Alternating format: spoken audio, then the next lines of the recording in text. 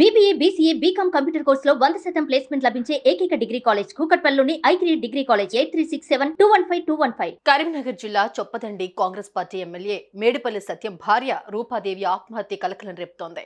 ఇంట్లో ఎవరూ లేని సమయంలో ఆమె ఉరివేసుకుని ఆత్మహత్య చేసుకున్నారు.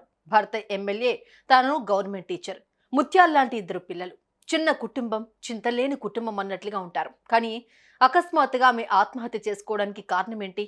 అందరూ అంటున్నట్లుగా కుటుంబ కలహాల లేక ఆర్థిక ఇబ్బందులా?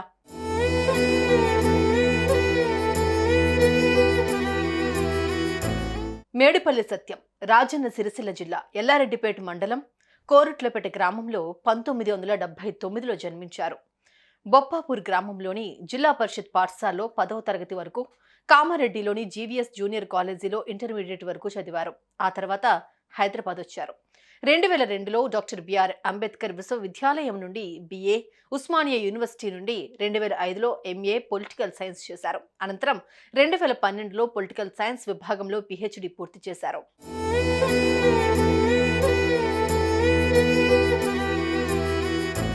సత్యంది మిడిల్ క్లాస్ ఫ్యామిలీ. చదువులో ఎంత చురుకుగా ఉండేవారో రాజకీయాలపై అంతే ఆసక్తిగా ఉండేవారు.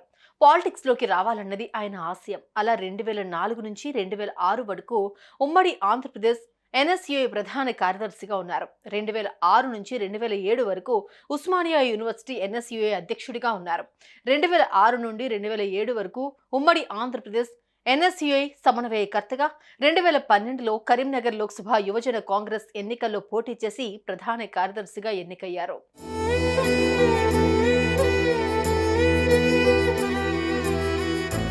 మేడిపల్లి సత్యం విద్యార్థి దశ నుండే రాజకీయాల పట్ల ఆసక్తితో తెలంగాణ ఉద్యమంలో కీలకంగా పనిచేసి కాంగ్రెస్ పార్టీ ద్వారా రాజకీయాల్లోకి వచ్చి పార్టీలో వివిధ హోదాల్లో పనిచేసి ఆ తర్వాత తెలుగుదేశం పార్టీలో చేరారు. తెలంగాణ ప్రత్యేక రాష్ట్రం ఏర్పడిన తర్వాత జరిగిన 2014లో తెలంగాణ శాసనసభ ఎన్నికల్లో చొప్పదండి నియోజకవర్గం నుండి టీడీపీ అభ్యర్థిగా పోటీ చేసి 3వ స్థానంలో నిలిచారు. ఆ తర్వాత 2017లో రేవంత్ రెడ్డితో కలిసి టీడీపీని వీడి కాంగ్రెస్ పార్టీలో చేరారు. 2018లో పార్టీ అధికార ప్రతినిధిగా నియమితుడయ్యారు.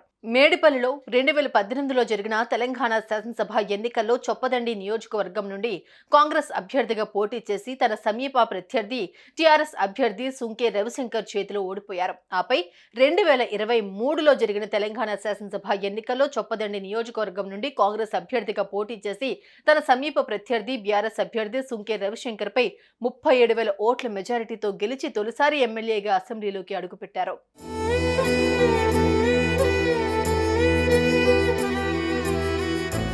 ఎమ్మెల్యే అవ్వాలని ఏళ్లుగా ఆయన కష్టపడ్డారు. ఫైనల్ గా అసెంబ్లీలో ప్రమాణ స్వీకారం చేశారు. ఇన్నాళ్ళు పడ్డ కష్టానికి ఫలితం దక్కింది అనుకున్నారు. కానీ ఇంతలోనే విషాదం. ఎమ్మెల్యే అయి ఏడాది కూడా కాలేదు. తానెంతో ప్రేమించే భార్య ఆత్మహత్య చేసుకుంది. వాస్తవానికి రూపాదేవి సత్యములది ప్రేమ వివాహం. ఉస్మానియా యూనివర్సిటీలో చదువుకునే రోజుల్లోనే వీరికి పరిచయం ఏర్పడింది. ఆ పరిచయం కాస్త ప్రేమగా మారింది. ఆ ప్రేమ కాస్త పెళ్లి వరకు దారితీసింది.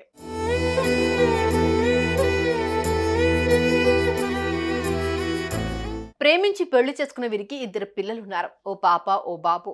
అటు రూపాదేవి కూడా వికారాబాద్ లో గవర్నమెంట్ టీచర్ గా పనిచేస్తోంది. అనుకున్నవన్నీ నెరవేరాయి.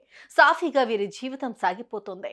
సత్యం రాజకీయాల్లో ఉన్నంతకాలం రూపాదేవి ప్రధాన పాత్ర పోషించారు. ఆయనకు సపోర్ట్ చేశారు, వెన్నంటే ఉన్నారు. ఎప్పటి నుంచో రాజకీయాల్లో ఉండటం వల్ల ఎక్కువగా ప్రజల్లో ఉండేవారు. ప్రజా సమస్యలపై పోరాటం చేసేవారు. అలా కుటుంబానికి ఎక్కువ సమయం కేటాయించడానికి వీలుండేది కాదు. అయినా సరే రూపాదేవి ఆయన్ను అర్థం చేసుకునేవారు. ఇద్దరూ ఎంతో అన్యోన్యంగా ఉండేవారు. వీరిది ప్రేమ వివాహం కావడంతో ఒకరిని మరొకరు అర్థం చేసుకుంటారు.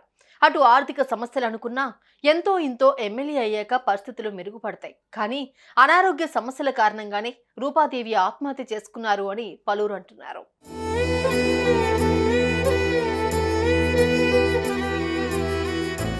రూపాదేవి ఆత్మహత్య ప్రజలకు మాత్రమే కాదు, వారి కుటుంబానికి కూడా ఓ ప్రశ్నగా మారింది. ప్రేమించుకుని పెళ్లి చేసుకున్న భార్య ఇప్పుడు లేదు అనే విషయాన్ని జీర్ణించుకోలేకపోతున్నారు కుటుంబ సభ్యులు. అటు సత్యం ఆసుపత్రి బయటే వెక్కి వెక్కి ఏడుస్తూ ఉన్నారు. భార్య మృతిని జీర్ణించుకోలేక స్పృహ కోల్పోయారు. 2 చిన్నారులు అమ్మ అమ్మ అని ఏడుస్తూ అందరికంట నీరు తెప్పిస్తున్నారు. రూపాదేవి మృతిపై పోలీసులు కేసు నమోదు చేసుకున్నారు. ఆత్మహత్యకు గల కారణాలపై ఆరా తీస్తున్నారు. అనారోగ్య సమస్యల కారణంగానే ఆమె ఆత్మహత్య చేసుకున్నారని ప్రాథమిక నిర్ధారణకు వచ్చారు.